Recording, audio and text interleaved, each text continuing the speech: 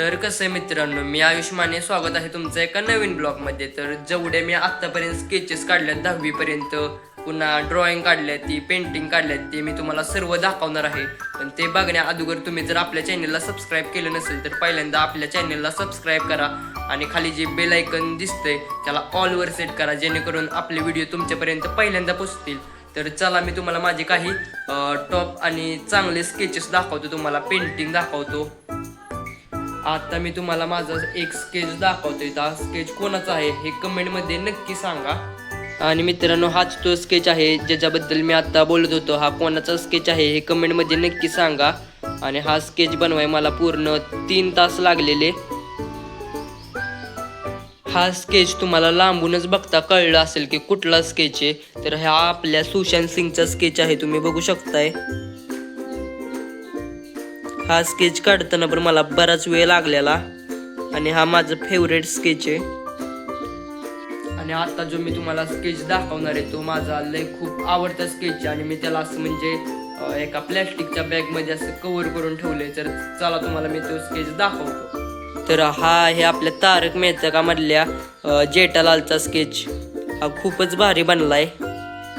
प्लॅस्टिकच्या पानामध्ये ठेवल्यामुळं हा नीट तुम्हाला बहुतेक दिसत नसेल. आता हा जो तुम्ही स्केच बघताय हा थॅनोसचा आहे. तुम्ही शेडिंग वगैरे बघू शकता, पूर्ण लाईन वगैरे क्लिअर आहेत.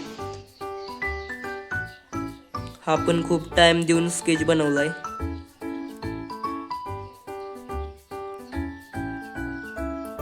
आणि भावांनो, जेव्हा KGF मूवी आली तेव्हा मी हा KGF स्केच बनवलेला तुम्हाला दाखवतो. मी रॉकी भाईचा स्केच बनवलेला.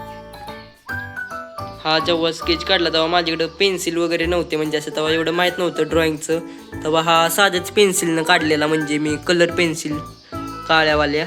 पण एकदम रिअलिस्टिक आणि जोरात स्केच आलेला आहे, तुम्ही बघू शकताय.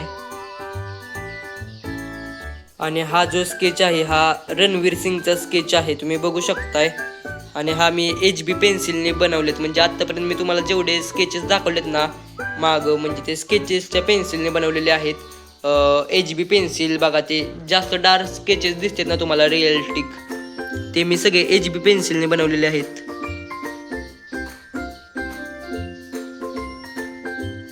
आणि हा जो स्केच आहे हा अल्लू अर्जुनचा स्केच आहे. तर कसा बनलाय सांगा नक्की कमेंटमध्ये. आणि हा जो स्केच आहे हा एल्विश यादव सरांचा स्केच आहे. वाईज थोडं माझ्या फिंगर वगैरे जास्त लागलेलं, त्यामुळे हा स्केच थोडा बघा इथून वगैरे खराब झालाय. तरी पण हा आत्ता चांगल्या कंडिशनमध्ये स्केच आहे. आत्ता जी मी तुम्हाला ड्रॉइंग दाखवणार आहे ती ऑइल पेस्टरने केलेली आहेत, खडूंनी, बजरंग बलींची. ती तुम्हाला आता मी दाखवतो. हे आहेत आपले बजरंग बली. आणि जेव्हा पुष्पा 2 पिक्चर आलता, म्हणजे मूवी आलता, तेव्हा मी हा पुष्पाचा स्केच म्हणजे ड्रॉइंग बनवलेली, कलर पेंटिंग.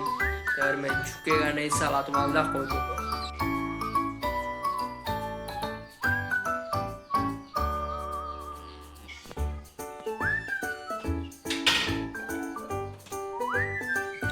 हा जो स्केच बनवलाय हा आलिया भट्टचा स्केच बनवलाय, तुम्ही बघू शकता. आणि जे हेअरचे वगैरे स्ट्रोक वगैरे सगळे बघू शकता, शेडिंग वगैरे एकदम प्रॉपर केलेले आहेत. आणि आता जी मी तुम्हाला ड्रॉइंग दाखवणार आहे ते मी खडून केलेली आहे, म्हणजे काढलेले आहे, ते तुम्हाला दाखवतो.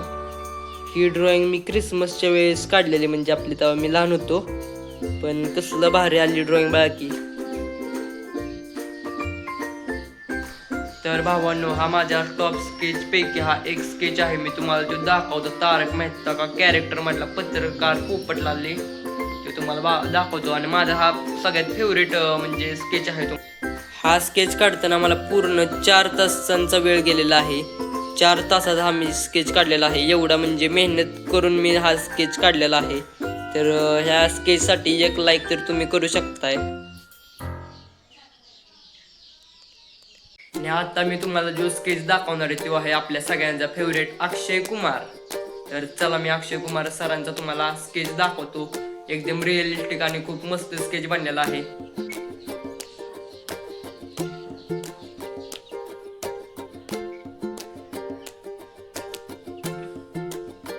आणि हा स्केच आहे रील स्टार सनी जाधव.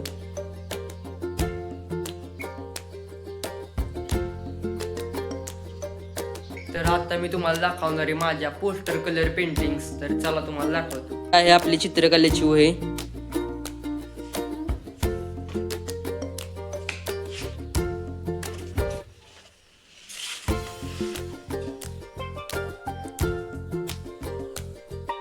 हा आपला पहिला स्केच आणि थांबा तुम्हाला दाखवतो.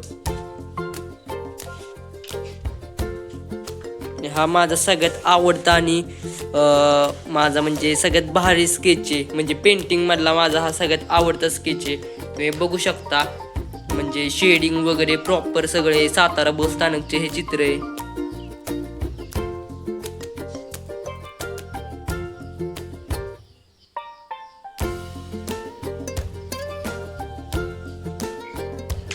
आणि हे पुढं असं थोडं चित्र आहे बघा, कपड्याची डिझाईन अशी थोडी. हे बघू शकता हे पण अति सुंदर चित्र आहे. मध्ये मोराची चित्र आहे, अशी खूप सुंदर अशी डिझाईन केलेली आहे. पुढे जे फुलदाणीचे चित्र आहे ते असं अर्धवट राहिले, म्हणजे तेव्हा रंगवायचं आणि अर्ध ते काढायचं काम राहिलेलं. त्यामुळे ते मी तुम्हाला कधीतरी दाखवतो. तर आता तुम्हाला मी बऱ्यापैकी दाखवलेले स्केचपैकी असे टेबलावर सगळे स्केच मांडलेले आहेत. तर ते मी तुम्हाला आता दाखवतो बघा कशी दिसते सांगा.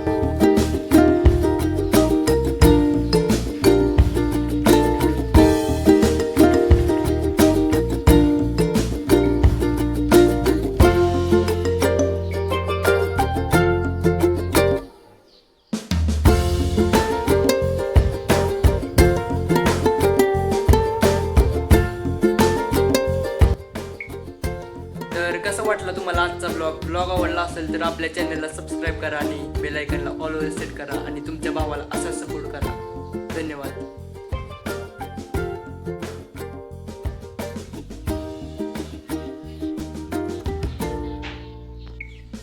ब्लॉग आवडला असेल तर आपल्या व्हिडिओला लाईक करा.